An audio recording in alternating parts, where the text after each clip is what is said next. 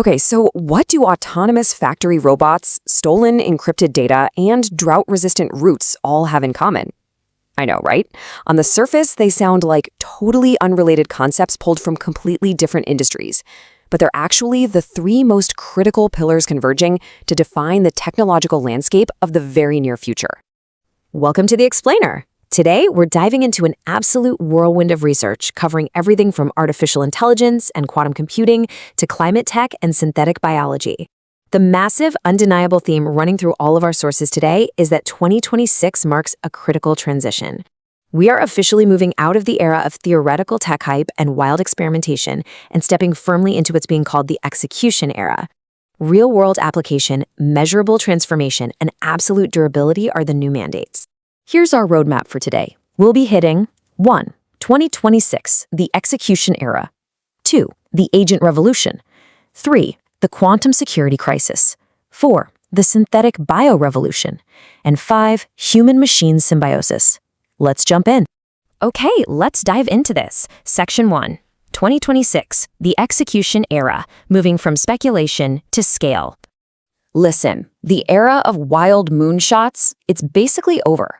Across the board, in climate tech, AI, enterprise software, investors and boards are putting their foot down. They're demanding real viability, durability, and impact. We're seeing this decisive shift away from asking what if to figuring out how do we actually scale this safely. For example, just look at the massive energy demands of AI data centers. It's forcing a huge, renewed focus on grid stability and energy storage. We're also seeing a rapid localization of supply chains for critical tech because, well, we have to reduce geopolitical risks and build strategic resilience. The pure focus now, execution. Section 2, the agent revolution, digital software to physical factories. Now this is where things get really wild. We're witnessing the rise of physical AI. This is quite literally the silent revolution of 2026. AI isn't just sitting in a browser window writing code anymore. It's out there controlling physical robots in manufacturing and logistics. And the way they learn is just fascinating. Before they ever touch a real physical object, these systems are trained in fully simulated virtual environments, what we call digital twins. They learn to handle unexpected edge cases safely in a simulation first.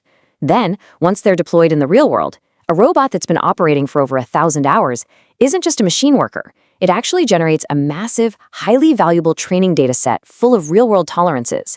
For competitors, that kind of operational experience is virtually impossible to replicate without having their own real-world data, which creates a massive supply chain advantage. And this brilliantly illustrates the geopolitical side of things. Sovereign AI has become absolutely critical because global computing capacity is massively skewed right now. The United States currently holds around 68% of it, while Europe is sitting at roughly 7%. Because AI infrastructure is so incredibly concentrated, regions are scrambling. They're rushing to build their own AI models, their own data centers, their own computing capacities. Technological independence is now a huge strategic location factor. I mean, think about it. If access to leading models gets blocked by geopolitical tensions, companies, and honestly entire countries without sovereign AI are going to be left completely stranded. But here's the catch, and it's a huge one. As we integrate these autonomous agents into our workflows, we run into a fascinating psychological hurdle that researchers call the performance paradox. You'd naturally assume a human and an AI working together would always be better, right? Actually, no. A massive review of human-AI collaboration found that in decision-making or judgment tasks, like detecting fake reviews or making medical diagnoses, human-AI teams actually show negative synergy. For instance, in fake review detection, the AI alone scored 73%. The human alone scored 55%, but working together, the team scored 69%. The human literally dragged down the AI's accuracy. Conversely, though, in creation tasks like coding, writing, or design, we see massive positive synergy where the team completely outperforms either the human or the AI alone. Keep this paradox in the back of your mind because we're going to solve it at the end of this explainer. Moving right along to Section 3, the quantum security crisis, the invisible 2026 threat. Now, you might be thinking, quantum computing, that's a problem for the 2030s, right? Wrong. It is a massive present-day crisis. And it's all because of an attack strategy known as Harvest Now, Decrypt Later. Basically, adversaries are currently stealing and hoarding our encrypted data right now. We're talking things with a long shelf life, intellectual property, state secrets, healthcare records. Now, they can't actually read it today. but they're just waiting for a cryptographically relevant quantum computer to mature. Once it does, they'll unlock every single thing they've stolen. Because of this retroactive threat, inaction today is just a catastrophic failure of risk management. And guys, the window to prepare is shrinking incredibly fast. In 2024, NIST officially finalized the new Post-Quantum Cryptography standards. Now, 2026 has officially been designated the year of quantum security, which shifts the entire focus from research into hard, real-world deployment. Why the rush? Because 2030 is the widely estimated Q-day, the day a quantum computer could theoretically break traditional RSA encryption. This shrinking window is exactly why federal agencies and the G7 are demanding that critical infrastructure operators take action right now. So the crucial point is, how do organizations actually survive this? Well, cybersecurity experts have outlined a mandatory 4-step framework. First is discovery. You have to find every single piece of cryptography hidden in your network. And honestly, that step alone can take up to 2 years. Second is planning and running real-world pilots. Third is continuous intelligence to monitor evolving risks. And finally, automation. Preparing for quantum threats isn't just some one-time software patch. It requires a fully automated, ongoing state of crypto agility, where algorithms can be swapped out instantly without any human intervention. All right, shifting gears a bit. Section 4, the synthetic biorevolution, reprogramming the building blocks. I absolutely love this quote from Stanford's Drew ND. He says, anything we can learn to encode in DNA, the molecule inside all life, could be grown when and where needed. Just think about that for a second. It perfectly frames the sheer magnitude of synthetic biology. We aren't just observing biology anymore. We're treating it as a programmable manufacturing platform.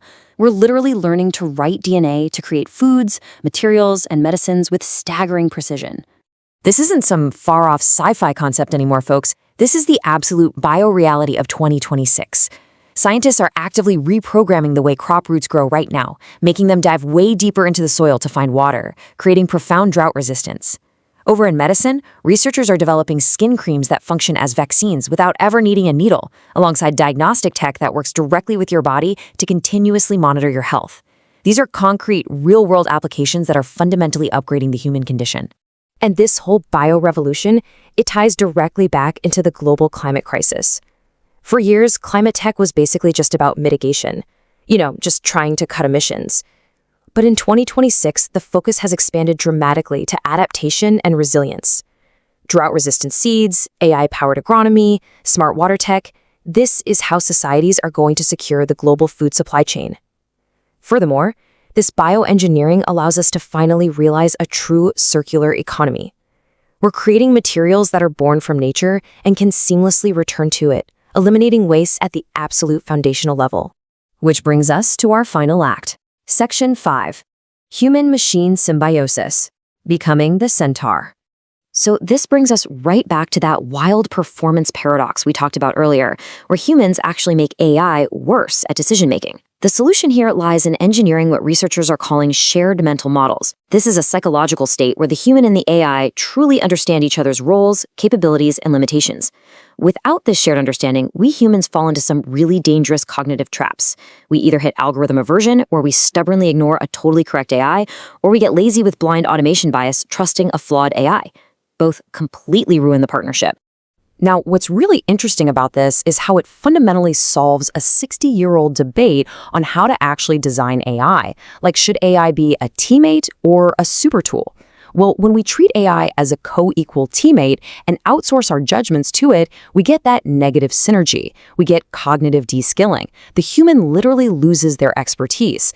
But when we treat AI as an incredibly powerful super tool, using it as a partner to help us formulate ideas or code or design, we achieve positive synergy. We become a centaur, a hybrid entity that's far more capable than either the human or the machine could ever be alone. So, to prevent losing our own skills, to avoid getting cognitively de-skilled, we can't just be passive consumers of this tech. We have to actively teach it, and we have to let it teach us. The research highlights that true symbiosis happens when AI functions as an internalized cognitive component. It's no longer human versus AI. It literally becomes a unitary, extended version of your own self. You guide the formulation, you hold the strategic vision, and the AI just supercharges your execution. Wow. Okay, We've covered incredible ground today, from physical robots and quantum cryptography to synthetic biology and human AI symbiosis. The underlying truth of 2026 is that this technology is no longer waiting in the wings. It's deployed, it's scaling, it is absolutely ready to execute. So, the only real question left to ask yourself is, are you? Thanks so much for joining me on this explainer, and I'll catch you next time as we continue to decode the future.